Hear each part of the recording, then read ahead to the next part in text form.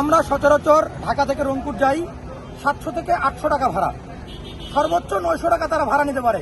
কিন্তু প্রত্যেকটি বাস আমরা দেখছি একদম নিম্নমানের লো কোয়ালিটির বাসগুলো 1500 থেকে 1600 টাকা বাসের ভাড়া নির্ধারণ করেছে।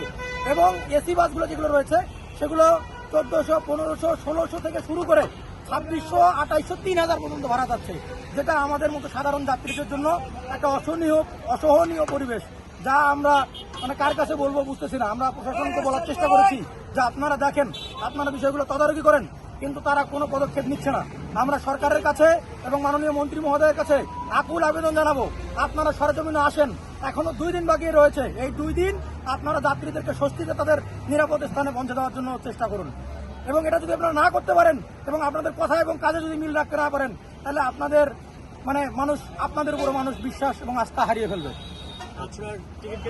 না, আমি এখনো টিকিট কাটি নাই। তো আমি স্টুডেন্ট, পড়াশোনা করি, তো শেষ মুহূর্তে বাড়ি যাচ্ছি, ওরকম টিকিট কাটার সুযোগ পাই নাই। এবং টিকিটও একটা সিন্ডিকেট, অনলাইনে টিকিট কাটতে গেছি, সেখানেও টিকিট নাই।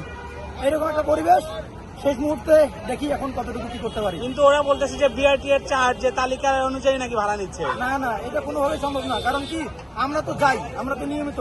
আমি মিরপুর কলেজের স্টুডেন্ট, পড়াশোনা করছি মিরপুরে। শেষ মুহূর্তে আমার টিউশনি, কোচিং সবকিছু শেষ করে আমাকে 2 দিন পরে 2 দিন আগে বাড়ি যেতে হচ্ছে।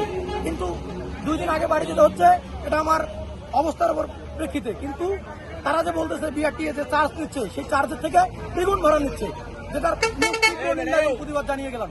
আমি একজন সাধারণ শিক্ষার্থী এবং 24শে জুলাই যোদ্ধা হিসেবে এটা তীব্র নিন্দা এবং প্রতিবাদ জানিয়ে গেলাম।